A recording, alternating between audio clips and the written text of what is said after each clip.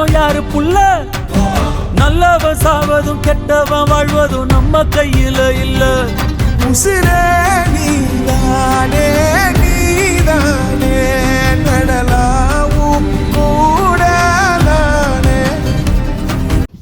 Hello വിപൻസെ, അപ്പം ഇന്ന് നമ്മൾ സംസാരിക്കാൻ പോകുന്നത് റായൻ എന്ന് പറയുന്ന ധനുഷിന്റെ 50ാമത്തെ ചിത്രമാണ് നമ്മൾ ഇന്ന് പറ്റി സംസാരിക്കാൻ പോകുന്നത്. ராயா போய் என்ன சொன்ன? டப்புன்னு கேஸை வாபஸ் வாங்கிட்டான். கெஞ்சி கேட்டேன் சார்.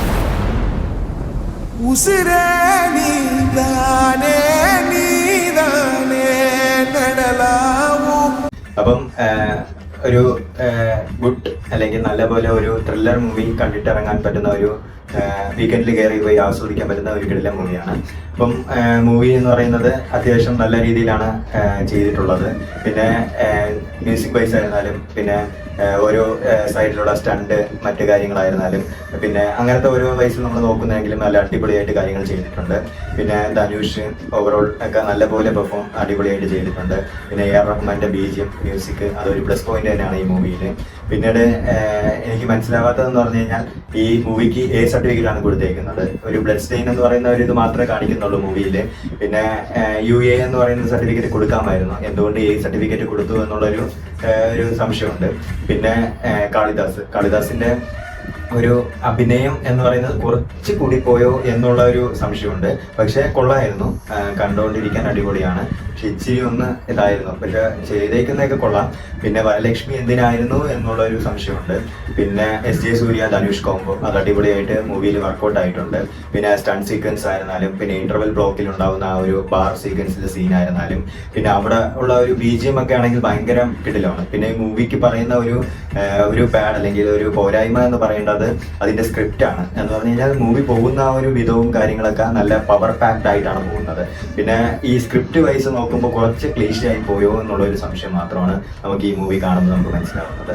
പിന്നെ ഇന്റർവെൽ വരെ അല്ലെങ്കിൽ ഫസ്റ്റ് ഹാഫ് എന്ന് പറയുന്നത് ഭയങ്കര പവർ പാക്ഡ് ആയിട്ടുള്ള ഒരു ബ്രില്യൻറ്റ് ഒരു കിടിലം ഒരു ത്രില്ലർ മൂവിയുടെ ഒരു ഭാഗമായിട്ടാണ് പോകുന്നത്. പിന്നെ സെക്കൻഡ് ഹാഫ് എന്ന് പറയുന്നത് ഒരു എൻ്റയർലി ഒരു ചെറിയൊരു ലാഗ് പോലത്തെ ഒരു ഫീല് ഒരു ചെറിയൊരു ഇത് തോന്നും. പിന്നെ ക്ലൈമാക്സ് എന്ന് പറയുന്നത് ഓൾറെഡി നമ്മൾ പ്രെഡിക്റ്റബിൾ ആയിട്ട് നമുക്ക് തോന്നുന്ന ഒരു ടൈപ്പ് ഓഫ് ക്ലൈമാക്സ് ആണ്.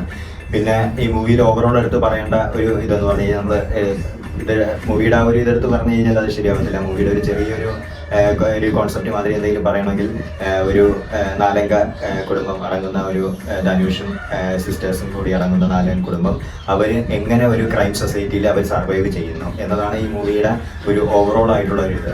അപ്പോൾ അതിൻ്റെ ഒരു ടേൺ ഓവർ ഓരോ ക്യാരക്ടേഴ്സ് വരുന്നതിൻ്റെ ടേൺ ഓവർ അങ്ങനത്തെ കാര്യങ്ങളാണ് പിന്നെ മൂവി പോകുന്നത്. അപ്പം ഈ ചില ക്യാരക്ടേഴ്സിൻ്റെ ടേൺ ഓവർ അത്രയ്ക്ക് അങ്ങ് എന്താ പറയേണ്ട മൂവിയിൽ ഇമ്പാക്റ്റ് കിട്ടിയിട്ടില്ല എന്ന് വേണമെങ്കിൽ പറയാം. സോ അതൊരു സ്ക്രിപ്റ്റ് വൈസ് അത് കുറച്ചുകൂടി ബ്രില്യൻ്റ് ആക്കാമായിരുന്നു. അതാണ് ഞാൻ പറഞ്ഞത്. സ്ക്രിപ്റ്റ് കുറച്ചുകൂടി ബ്രില്യൻ്റ് ആയിരുന്നെങ്കിൽ ഭയങ്കര ബ്രില്യൻ്റ് ആയിട്ടുള്ള ഒരു അല്ലെങ്കിൽ തമിഴ് മൂവിയിൽ തന്നെ ഏറ്റവും ഒരു ക്രൈം ത്രില്ലറായിട്ട് നമുക്ക് വിശേഷിക്കാൻ പറ്റുന്ന ഒരു മൂവി ആയനെ റായൻ എന്ന് പറയുന്ന മൂവി.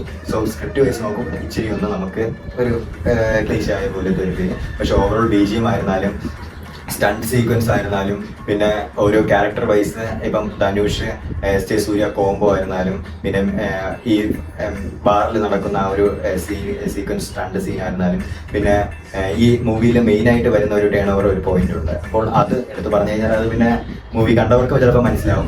അപ്പോൾ ആ ഒരു സീക്വൻസ് ഒക്കെ നല്ല രീതിയിൽ പ്ലേസ് ചെയ്തിട്ടുണ്ട്. പിന്നെ അത് കഴിഞ്ഞിട്ട് പോകുമ്പോൾ ഉള്ള ഒരു ചെറിയൊരു ഒരു കുത്തൊഴുക്ക് പോലെ ഒരു ചെറിയൊരു ലാഗ് പോലെ ഫീൽ ചെയ്യും. പക്ഷെ കൊള്ളാം. നല്ല സ്ക്രിപ്റ്റ് വൈസ് കൂടി കുറച്ചുകൂടി ബ്രില്യൻ്റ് ആക്കിയിരുന്നെങ്കിൽ it's a wonderful thriller movie ആയനെ എന്ന് വേണമെങ്കിൽ വിശേഷിപ്പിക്കാം. അടിപൊളി. അപ്പം വീക്കെൻഡിൽ കയറി കാണാൻ പറ്റുന്ന ഒരു കിടിലൻ മൂവി. അടങ്ങാത അസുരന്താ വനങ്ങാത മനുഷ്യന്താ തോളോട് തോൾ നിന്നാ തരുവാനെ ഉസുരതാ